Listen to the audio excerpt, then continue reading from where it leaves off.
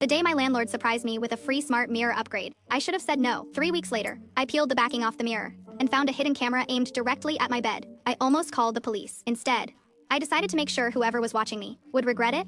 I've never been the paranoid type. I live alone. I'm 30. I work from home. Most of my days are painfully ordinary. Coffee, laptop, meetings, Netflix, sleep, nothing exciting. So when my landlord, Mr. Carter, knocked on my apartment door one Saturday morning carrying a giant box mirror, I honestly thought he was being nice. He smiled and said, "Building renovation.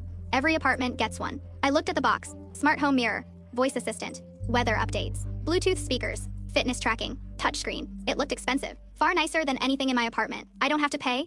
He laughed. Nope. The owner's covering everything. It sounded too good to refuse. The installers mounted it directly across from my bed. I asked why that wall. They said it was the only place with enough electrical wiring. At the time, that answer seemed reasonable. For the first week, nothing happened. The mirror displayed the weather, played music, even reminded me about appointments. It worked perfectly. Almost too perfectly. Then little things started happening. I'd think about ordering pizza. An ad for pizza appeared. I'd mentioned buying hiking boots during a phone call. The mirror suddenly suggested outdoor trails nearby. I blamed targeted advertising. Everyone has smart devices now, right? Then one night, I came home early. The mirror was already awake. No motion. No voice command. Its screen turned off. The exact second I walked into the room, I stood there staring. It almost felt embarrassed. The next morning, I unplugged it. The screen stayed on. I froze. The power cable was hanging in my hand, but the mirror was still glowing. I called customer support.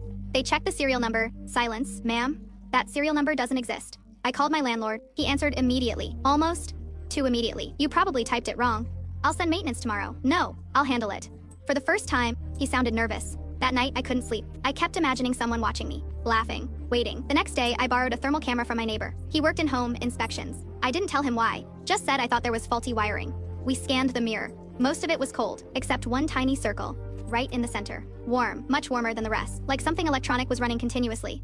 My hands started shaking. I waited until midnight, closed every curtain, locked every door, grabbed a screwdriver, and carefully removed the mirror from the wall. Behind the reflective backing, hidden perfectly inside the frame, was a tiny wide-angle camera, pointing straight at my bed. I felt sick. Every phone call, every outfit I changed into, every night I cried after my breakup. Someone had watched all of it. I almost called 911.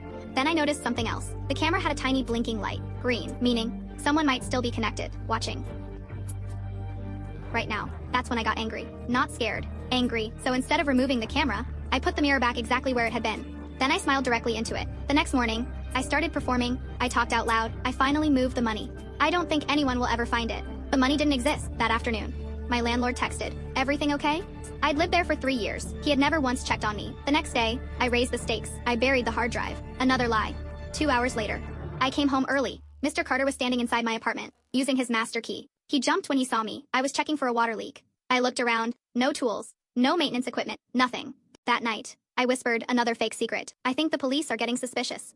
At exactly 3:12 a.m., someone tried opening my apartment door. I called 911. Police searched the hallway. No one. But security cameras showed Mr. Carter leaving the building 5 minutes earlier. The officers finally got a warrant when they searched his office. They didn't just find my camera feed.